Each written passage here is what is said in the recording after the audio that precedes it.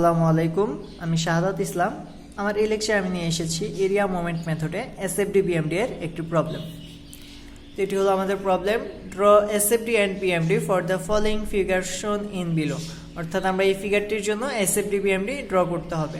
তো ফিগারটিতে আমরা দেখতে পাচ্ছি একটি বিম, যেখানে স্টার্ট পয়েন্টে একটি রোলার সাপোর্ট এবং এন্ড পয়েন্টে একটি fixed support. Roller support remove করলে আমরা জানি শুধুমাত্র একটি ভার্টিক্যাল ডিরেকশন পাওয়া যায়, যেটিকে আমরা ধরলাম আর এ।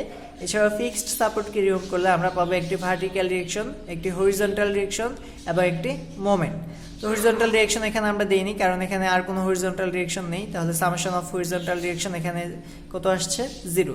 তার মানে এখানে বি পয়েন্টে যে হরিজন্টাল ডিরেকশন আসবে তার ভ্যালু 0। এছাড়া আমার যে ডিরেকশনগুলো দেওয়া আছে এগুলোর জন্য যদি আমরা দেখি, আমরা যদি ইকুইলিব্রিয়ামের যে ইকুয়েশনগুলো সেগুলো অ্যাপ্লাই করি, অর্থাৎ সামেশন অফ এফ ওয়াই থেকে আমরা একটি ইকুয়েশন পাবো যেখানে আমার আর এ আর বি দুটি আননোন থাকবে। এছাড়াও যদি আমি বি পয়েন্টে মোমেন্ট নেই, সেই ক্ষেত্রে আমার বি পয়েন্টের মোমেন্টের ভ্যালু আননোন। তারপর বি পয়েন্টের মোমেন্ট নিলে আমাদের আর এ আমার ইকুয়েশনে থেকে যাচ্ছে, এটিও আমাদের আননোন। তো আমাদের আননোন তিনটি ভ্যালু আমার ইকুইলিব্রিয়াম ইকুয়েশনগুলো দিয়ে সলভ হচ্ছে না। তো এই ক্ষেত্রে আমরা এই ধরনের স্ট্রাকচারকে বলবো ইনডিটারমিনেট স্ট্রাকচার। অর্থাৎ আমরা ইকুইলিব্রিয়ামের ফর্মুলাগুলো ইউজ করে summation of F X F Y summation of moment is equal to 0, এই ফর্মুলাগুলো ইউজ করে আমরা যেসব স্ট্রাকচার সলভ করতে পারি তাদেরকে বলা হয় ডিটারমিনেট স্ট্রাকচার, এবং যে ইকুয়েশন যে স্ট্রাকচারগুলো আমরা সলভ করতে পারি না তাদেরকে বলা হয় ইনডিটারমিনেট স্ট্রাকচার। তো ইনডিটারমিনেট স্ট্রাকচারগুলো সলভ করার জন্যই আমরা মূলত ডাবল ইন্টিগ্রেশন মেথড অথবা এরিয়া মোমেন্ট মেথড অ্যাপ্লাই করি। তো এখানে আমরা এরিয়া মোমেন্ট মেথড অ্যাপ্লাই করে এর জন্য এসএফডি বিএমডি ড্র করব। তো এসএফডি বিএমডি ড্র করার পূর্বে আমাদেরকে কী করতে হবে? অবশ্যই আমাদের আননোন যে রিঅ্যাকশন এবং মোমেন্ট এগুলো নির্ণয় করে নিতে হবে। আমরা যদি এরিয়া মোমেন্ট মেথড অ্যাপ্লাই করতে চাই, আমরা জানি আমরা প্রথমে কি করতে হবে, শুরুতেই আমাদের ইলাস্টিক কার্ভ ড্র করতে হবে। অর্থাৎ আমরা দেখতে পাচ্ছি আমার এই পাশে একটি একটি সাপোর্ট, রোলার সাপোর্ট, এছাড়া এখানে রয়েছে একটি ফিক্সড সাপোর্ট।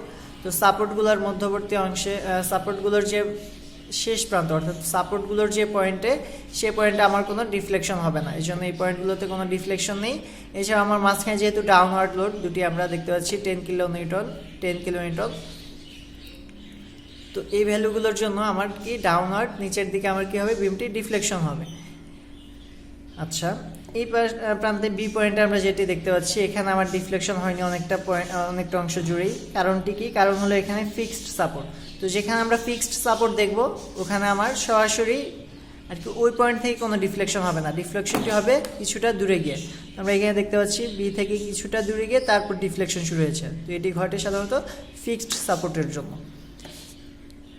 এখন যদি আমরা মোমেন্ট নেই, মোমেন্ট ডায়াগ্রাম ড্র করি, তো আমরা মোমেন্ট ডায়াগ্রাম সরাসরি ড্র করতে পারি না, সাধারণত এসএফডি থেকেই করি। তো এখানে আমরা এসএফডি ক্যালকুলেশন করে নেব, এটি আমরা মনে মনে করতে পারি। এর জন্য আমরা এরিয়া মোমেন্ট মেথডে যে কোনো একটি পয়েন্ট থেকে মোমেন্ট নিই।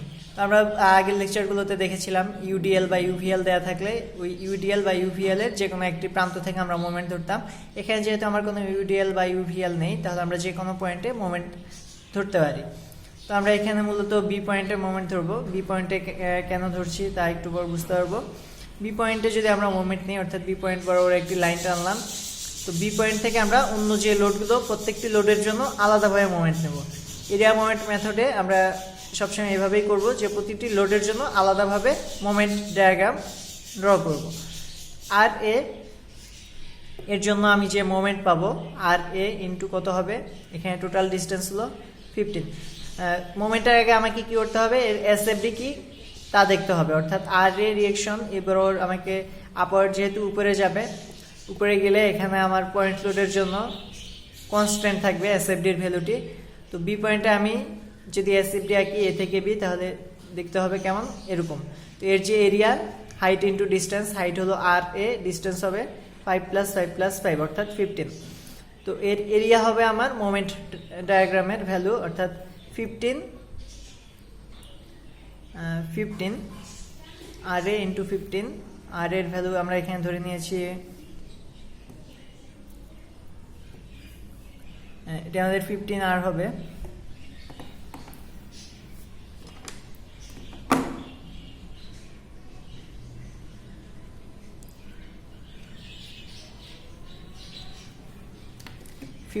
আর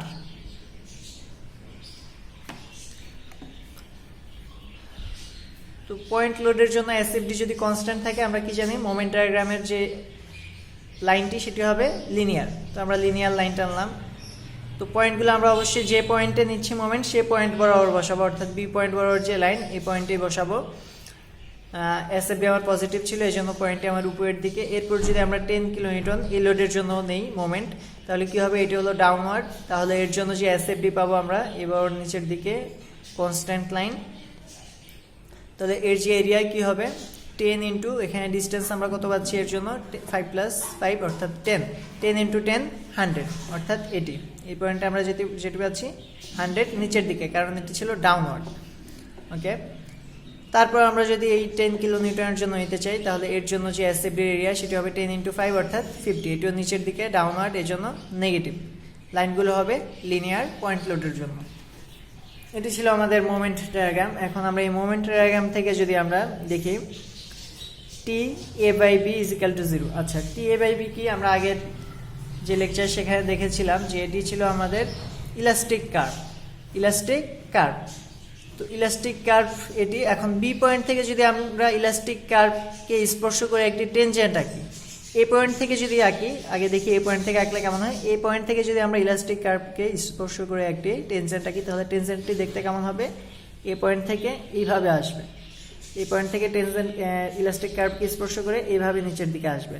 আর বি পয়েন্ট থেকে যদি আমরা ইলাস্টিক কার্ভকে স্পর্শ করে টেনজেন্ট আঁকি তাহলে কোথায় যাবে, যেহেতু আমার অনেকটা অংশ জুড়ে বি থেকে আমার কোনো ডিফরমেশন হয়নি, তার মানে ইলাস্টিক কার্ভটি এভাবে সোজা রয়েছে। এজন্য বি পয়েন্ট থেকে যদি আমি এখন টেনজেন্ট আঁকি তাহলে ওই টেনজেন্ট ইলাস্টিক কার্ভকে স্পর্শ করে গেলে কোথায় যাবে, এ বি এর প্যারালাল, অর্থাৎ এ বি এর উপর দিয়েই এ পয়েন্টে চলে যাবে।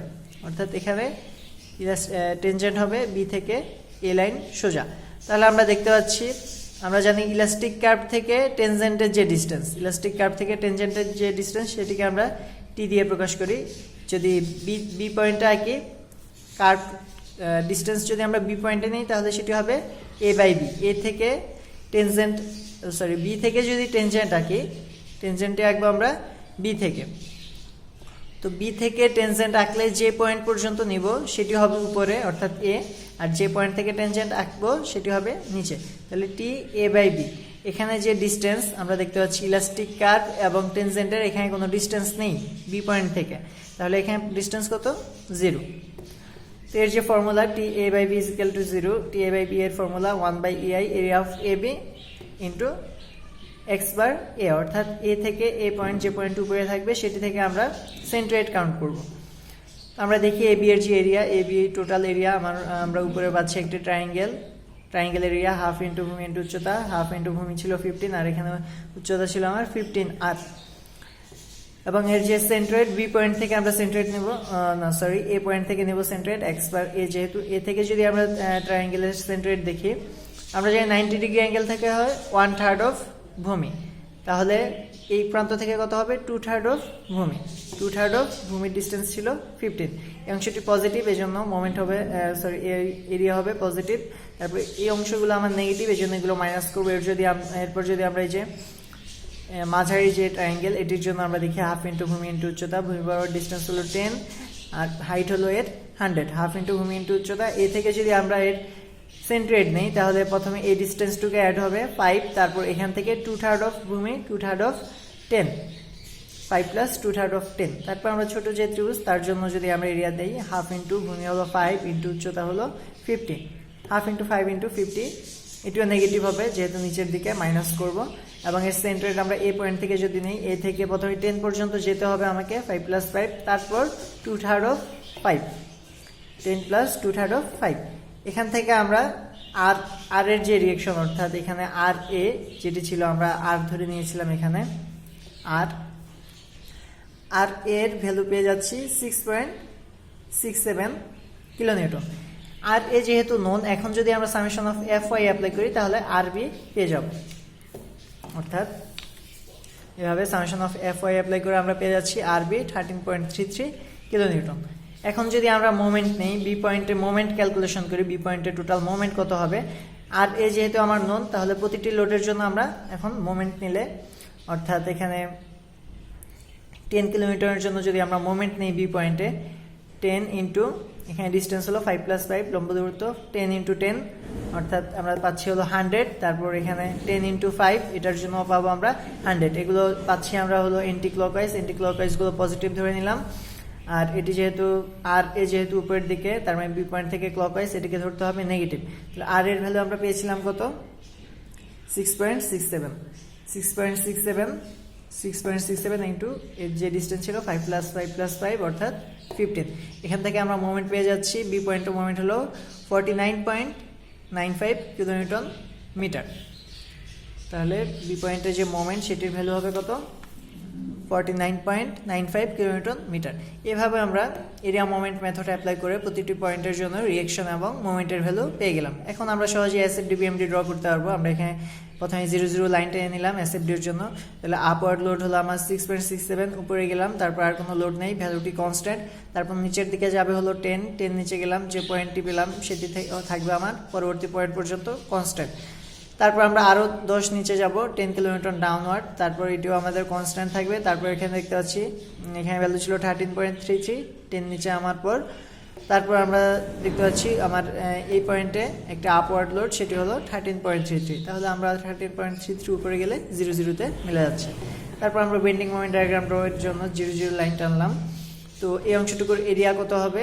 যেহেতু রেক্ট্যাঙ্গেল, দৈর্ঘ্য ইন্টু প্রস্থ, এরিয়ার যে ভ্যালুটি পাবো সেটি আমরা নেক্সট পয়েন্টে বসাবো। যেহেতু প্রথম পয়েন্টে আমার কোনো মোমেন্ট নেই, নেক্সট পয়েন্টে বসালাম। এই অংশটুকু কেমন হবে? লিনিয়ার। পয়েন্ট লোডের জন্য এসএফডি হয় আমার কনস্ট্যান্ট, বিএমডি হয় লিনিয়ার। তারপর এই রেক্ট্যাঙ্গেলের এরিয়া আমরা পরবর্তী পয়েন্টে বসাবো, এই রেক্ট্যাঙ্গেলের এরিয়া বসাবো তার পরবর্তী পয়েন্টে।